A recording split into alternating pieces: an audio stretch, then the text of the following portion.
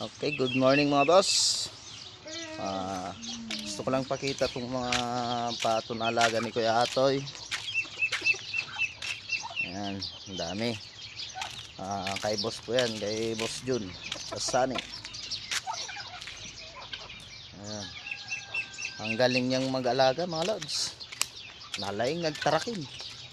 Gasi, gato. Huh? Gay. Yan o jepe ata. Ayos na.